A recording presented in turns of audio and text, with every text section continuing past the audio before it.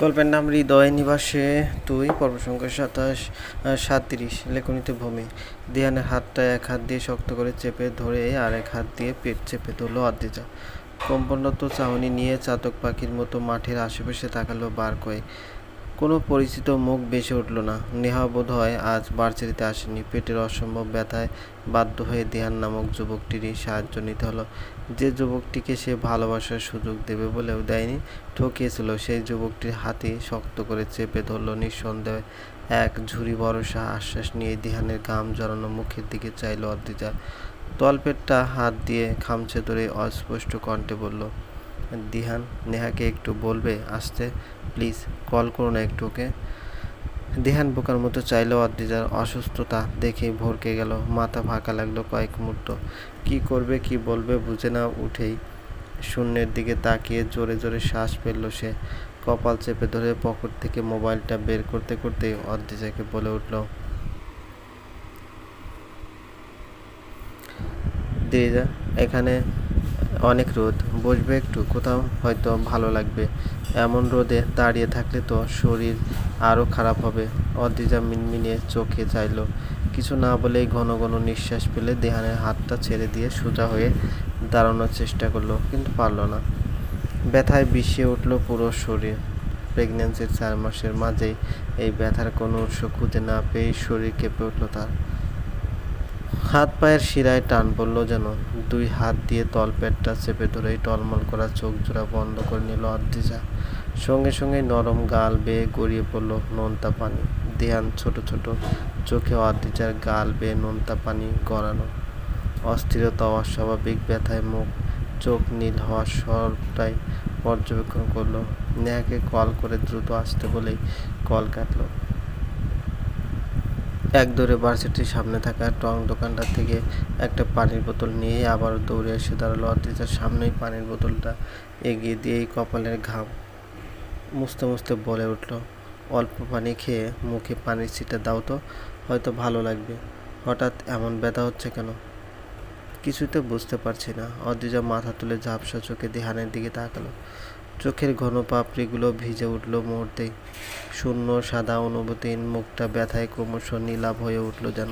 দাঁতে দাঁত চেপে কোনোভাবে বলে উঠল সে, দেওয়ালের সাথে ধাক্কা খেয়েছিলাম সিঁড়ি দিয়ে নামার সময়। পেটের দিকে ধাক্কাটা একটু জোরেই লেগেছিল তাই। অদ্রিজার বাকি কথাটা শেষ হলো না। ব্যথায় বিষিয়ে উঠল মন প্রাণ। দাঁতে দাঁত কামড়ে কান্না হজম করার সহস্র চেষ্টা করতে করতেই সামনে উপস্থিত হলো বিশাল দেহী, লম্বা চওড়া শরীরে রক্তিম নামক যুবকটি। মুখ চোখ গম্ভীর, তার দৃষ্টি অত্যাধিক শান্ত। জমে থাকা গলাটা হালকা ঝেড়ে কোলে তুলে নিল অদ্রিজাকে। ঠোঁট চেপে শীতল গলায় বলে উঠল, চলাফেরাতে একটু হুঁশ রাখলে ক্ষতি কী হয়? এটা কেন মনে থাকলো না আপনার? এত তাড়াহুড়ো করে চলার কী ছিল? অদ্রিজা কিছু বলল না। রক্তিমের শার্টটা মুঠো করে খামচে ধরল। অন্যদিনের মতো নিজেকে ছাড়ানোর চেষ্টা চালালো না আজ। হাত পা জমে উঠল ক্রমশ। ভারী শরীরটার নিয়ন্ত্রণ যেন নিজের উপর আর রাখা গেল না। রক্তিমের বাহুডোরে নিজের পুরো শরীরের ভার এলিয়ে পড়ল মুহূর্তে। চোখ দুটো বুঝে নিতে নিতেই অস্ফুট গলায় বলে উঠল সে, আমায় কোলে তুললেন কোন সাহসে? আমি যেতে পারবো। রক্তিম এবার গম্ভীর মুখ চাহনিতেও হাসি ফোটালো। ঠোঁট চওড়া করে হেসেই দিহানকে ধন্যবাদ জানিয়ে পা বাড়ালো। গাড়ির সিটে অদ্রিজাকে আলতো করে বসিয়ে দিয়ে বাঁকা হেসে বলে উঠল, এই না হলে রক্তিমের ওয়াইফ মরে যাবে তবুও রক্তিমের মতোই জেদ নিয়ে বসে থাকবে। আহ, আপনার রাগ জেদ এসব দেখেই তো ফিদা হয়ে যাই, আর ফিদা হতে চায় না। চুপচাপ বসে থাকবেন ব্যাস। অদ্রিজা কিছু বলল না। বলার জন্য গলা দিয়ে কোনো শব্দ আসলো না। অবশ্য চোখজোড়া বুজে নিয়েই শরীরটা এলিয়ে দিল গাড়ির সিটে। রক্তিম ড্রাইভিং সিটে বসে আয়নায় তাকিয়ে অদ্রিজার মুখটা দেখল। ক্লান্তি মাখা ঝিমিয়ে পড়া চোখ, ঘেমে ওঠা কপালে ছোট ছোট চুলগুলো আটকে আছে। চুপসে আছে পুরো মুখ। রক্তিম দীর্ঘশ্বাস ফেলল। অদ্রিজার পেটের নিচে হাত জোড়া দিয়ে খিচে ধরা আর ব্যথায় নীলাভ মুখ, তিক্ত চাহনি দেখেই বুকের ভিতরটা মুচড়ে উঠল অজানা ভয়ে। জীবনের প্রতিটা মুহূর্তে প্রতিটা ক্ষণ যেখানে হাজার দুঃখ সে হাসি মুখে বরণ করেছে, সেখানে আজ এটুকুতেই বুক ভারী হয়ে উঠছে তার। কঠিন দীর্ঘশ্বাসগুলো মুক্ত করা বেশ কঠিন হয়ে উঠেছে আজ। এটাই বুঝি একজন বাবার অনুভূতি। নিজের অনাগত সন্তানের একটুখানি ক্ষতির আভাসেও বুঝি বাবাদের বুকে এমন উথাল পাতাল জ্বর সৃষ্টি হয়। আচ্ছা, তার বাবা কি তার জন্য এতটা উদ্বিগ্ন থাকতো, এতটা চিন্তা করতো তার জন্য? না, করেনি এত চিন্তা, এতটা উদ্বিগ্নও হয়নি। মনে মনে নিজেকে নিজে উত্তরগুলো দিয়ে চোখজোড়া বন্ধ করল রক্তিম। উষ্ণ শ্বাস ফেলে সামনে থাকা পানির বোতলটার মুখ খুলেই অদ্রিজাকে হা করতে বলল।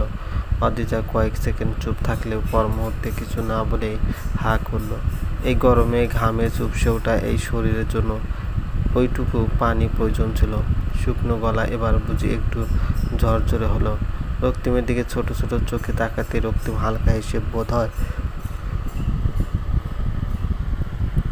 বোঝাতে চাইল সে চিন্তা করছে না, এটা চিন্তা করার মতো কোনো বিষয়ই না। কিন্তু মন জিনিসটা বড্ড অবাধ্য। শরীরে ক্লান্তি, পেট ব্যথায় বিষে ওঠার যন্ত্রণার সাথে এবার মন খচখচ করে অজানা ভয় যোগ হলো।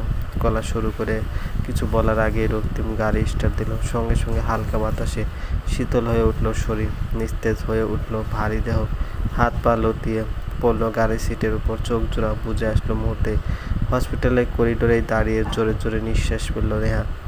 নিচে থেকে উপরে জোরে জোরে সিঁড়ি বেয়ে আসার দরুন হাঁটুতে ভর দিয়ে হাঁপালো কিছুক্ষণ। দেহান চোখ ছোট ছোট করে নেহার দিকে তাকিয়ে রইল। মৃদু হেসে নেহার দিকে এগিয়েই বলল, এত জোরে উঠলি কেন? এখন হাঁপাতে থাক, আমি যাচ্ছি। নেহা মুখ তুলে চাইল। দিহান যাচ্ছে বলেও গেল না। স্থির দাঁড়িয়ে থেকে নেহার হাঁপাতে থাকা মুখটা দেখতে ব্যস্ত হয়ে মুচকে হাসল। ঠোঁট চেপে বলল, যাব? তুই একাই আসিস তাহলে? নেহা আবারও মিনমিনে চাউনিতে তাকিয়ে রইল। কিছু না বলে জোরে জোরে হাঁপিয়ে সোজা হয়ে দাঁড়ানোর চেষ্টা করল। দিহানের হাতটা আকস্মিকভাবে খপ করে ধরে নিয়ে বলে উঠল, কি আশ্চর্য, এতটা পথ যখন তোর সাথে এসেছি তখন এতটুকু পথ তুই আমাকে রেখে একা একা চলে যাবি? এত খারাপ তুই? দিহান হালকা হাসলো। নেহার হাতটা নিজের হাতের সাথে জড়িয়ে আছে দেখে গম্ভীর গলায় বলল, আজ তোরা সবাই আমার হাতটাকে ধপাধপ করে ফেলেছিস কেন বুঝে উঠছি না। নেহা সরু চোখে চাইল। কি বুঝেই মনে হলো কোনো কিছুতে জোর করা উচিত না। দেহান যদি তাকে ভালোবাসে তাহলে কোনো একদিন সেও হাত ধরবে। জোর করে হাত ধরতে হবে কেন? হাত কথাটা ভেবেই দেহানে হাতটা ছেড়ে দিল। দুপা এগিয়ে হাঁটতে হাঁটতে বলে উঠল, সরি দেহান, খেয়াল করা হয়নি। হঠাৎ কি করে ফেলি খেয়াল থাকে না আমার। দেহান কপাল কুঁচকাল। সামনের মেয়েটা যে নেহায় বুঝে উঠতে দেরি হলো না। এত সহজে কষ্ট পেয়ে গেল এই মেয়েটা, তার হাতটা ছেড়ে দিল। অথচ সেই দিন তাদের বাসার সামনে কত জোর দিয়ে কথা বলেছিল। অদ্ভুত, কষ্ট পেল কেন? মনে মনে প্রশ্নগুলো করেই নিজের মাথায় নিজেরই ঘুষি বসাতে মন চাইল। দেহানের দাঁতে দাঁত চেপে দ্রুত পায়ে এগিয়ে নেহার সামনে গিয়ে দাঁড়িয়ে নেহার হাতটা খপ করে ধরে বসলো। ভ্রু কুঁচকেই বলল, তুই এইটুকুতেও মাইন্ড করিস? জানা ছিল না। মাইন্ড কখন করলাম? দিহান দৃষ্টি গভীর করল। কপাল কুঁচকানো চাহনি নিয়ে নেহার দিকে তাকিয়ে গভীর গমগমে কণ্ঠে বলে উঠল, তাহলে হাত ছাড়লি কেন? নেহা অবাক হলো। হাত ছাড়বে না? তাহলে কি করবে? বোকার মতোই প্রশ্ন করলো নেহা। হাত ছাড়বো না? তুই তো বিরক্ত হচ্ছিলি, তাহলে হাত ছাড়া উচিত হয়নি আমার। দিহান শক্ত কণ্ঠে অন্য পাশ ফিরে বলল, না, উচিত হয়নি। কেন হাত ছাড়বি তুই? হাত ছাড়ার অনুমতি কে দিল তোকে? নেহা এবার বোকার মতো তাকালো। ফুস করে নিঃশ্বাস ফেলে চাহনিটা দিহানের মুখ থেকে নিজের হাতের দিকে নিল। দিহানের হাত যে তার চিকন হাতটা ধরে রেখেছে তা বোধগম্য হতেই ক্লান্তি মাখা নিঃশ্বাস বেরিয়ে এলো ভিতর থেকে।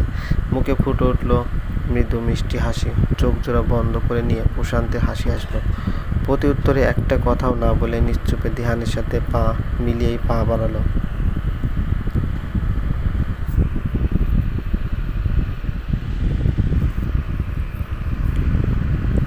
হসপিটালে কেবিনে নিজেকে আবিষ্কার করতে চোখ মেলে চাইল অদ্রিজা। নিজের অনেকটা কাছে কোনো পুরুষের অস্তিত্ব বুঝে উঠেই থমকে গেল সে। উষ্ণ নিঃশ্বাসগুলো মুখ চোখা দিয়ে ছুঁয়ে যেতে কেঁপে উঠল হাত পায়ের তালু। ঈষৎ ঘেমে উঠল অস্বস্তিতে। তবুও নাড়াচাড়া করার মতো এতটুকু শক্তি পেল না নিজের মধ্যে। বার কয়েক শুকনো ঢেউ গেলেও নিজের মুখের উপর উপচে থাকা পুরুষটিকে সবার জন্য বলতে পারল না সে। মুখ দিয়ে একটা শব্দ বের হলো না। বিস্ময় অস্বস্তি নিয়ে ছোট ছোট চোখে উপরের দিকটায় চেয়ে থাকতে বুঝতে পারল সামনের লোকটা ফোঁপাচ্ছে। আরও বুঝল লোকটার ঠোঁটজোড়া তার কপালে মসৃণ ত্বকটাতে স্থির। অদেজা হালকা কাঁপল, হাঁসফাঁস করলো অস্ফুট স্বরে, অনেক চেষ্টা করে বলে উঠল রক্তিম। অদ্রিজার অস্ফুট স্বরে কেঁপে কেঁপে বলা কথাটা শুনেই সামনের লোকটি মুহূর্তে এক লাফে সরে দাঁড়ালো। অদ্রিজা এতক্ষণ জেগেছিল ভেবে চমকালো সে। কণ্ঠে নিচু করে গমগমে কণ্ঠে বলল, সরি, বুঝতে পারিনি আপনি জেগে আছেন। অদ্রিজা কিছু বলতে পারল না, তাকিয়ে রইল স্থির দৃষ্টিতে। রক্তিমের শুকনো মুখ চোখ পরক করেই গলা শুকিয়ে আসলো মুহূর্তে। কি এমন হয়েছে রক্তিম এতটা চুপচাপ, এতটা শান্ত? শরীর শিউরে উঠল মুহূর্তে। চোখ জোড়া ছোট ছোট করে স্থিরভাবে রক্তিমের দিকে তাকাতে মনে জাগলো কঠিন প্রশ্ন। কাঁপা কাঁপা ভাবে বাম হাতটা গিয়ে ঠেকল তার পেটে। ঠোঁটে ঠোঁট চেপে বলে উঠল, রক্তি। বাকি কথাটা বলা হলো না অদ্রিজার। রক্তিম তার তর্জনী আঙুলটা অদ্রিজার ঠোঁটে রেখে হালকা হাসলো। কণ্ঠটা ফিসেল করার চেষ্টা করে পাকা হাসার চেষ্টা করলো, কিন্তু চেষ্টা সফল হলো না। স্পষ্ট বোঝা গেল রক্তিমের হাসিটা বানোয়াট। চোখে মুখে হাসির সেই উচ্ছলতা ফুটে উঠল না। তবুও বানোয়াট সে হাসি নিয়ে বোঝাতে চাইল সবটা ঠিক আছে, কোনো চিন্তা নেই। কিন্তু মিথ্যে সেই সান্ত্বনাতে অদ্রিজার মন মানল না। স্থির নয়নে তাকিয়ে আবারও বলার চেষ্টা করলো, আমার বেবি মা। রক্তিম আবারও আঙুলটা অদ্রিজার ঠোঁটে রেখে লম্বা নিঃশ্বাস ফেলল। মুখে চোখে হাসির রেখা ফোটানোর চেষ্টা চালিয়েই শুকনো কণ্ঠে বলল, আপনার শরীরে ইনজেক্ট করা হয়েছে। ঘুমানোর কথা আপনার, ঘুমন। আপনার শরীর দুর্বল, পরে কথা বলার শক্তি পেলে কথাগুলো বলে নেবেন।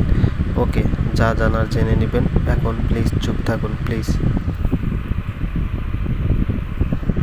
অদ্রিজা মুখ ফোলালো, বড় বড় চোখে রক্তিমের মুখের দিকে দৃষ্টি স্থির রাখতে তপ্ত শ্বাস বেরিয়ে আসলো ভেতর থেকে। রক্তিম কি তার থেকে কিছু এড়িয়ে যাচ্ছে, লুকাতে চাইছে কিছু? কথাগুলো মস্তিষ্কের নিউরনে ঘুরতেই আবারও নিস্তেজ হয়ে আসলো শরীর। চোখ জুড়ে নেমে আসলো চরম ঘুম। মুহূর্তেই বুঝে আসলো চোখ জোড়া। ঝাপসা হলো দৃষ্টি। সামনের লোকটার মুখও ঝাপসা হয়ে আসলো সেই দৃষ্টিতে। তার চোখ জোড়া বোধ হয় ছলছল করছিল, কে জানে। ঝাপসা চাহনিতে অত কিছু বোঝা হয়ে ওঠেনি যাওয়ার চলবে। গল্পটি ভালো লাগলে অবশ্যই লাইক করবেন, কমেন্ট করে দেবেন। চ্যানেলে যদি নতুন হয়ে থাকেন অবশ্যই সাবস্ক্রাইব করবেন। পাশে থাকা বেল আইকনটি প্রেস করে রাখুন, যাতে নতুন নতুন ভিডিও আপলোড করার সাথে সাথে আপনার নোটিফিকেশন চলে যায়। অলরেডি যারা সাবস্ক্রাইব করে গেছেন তাদেরকে অসংখ্য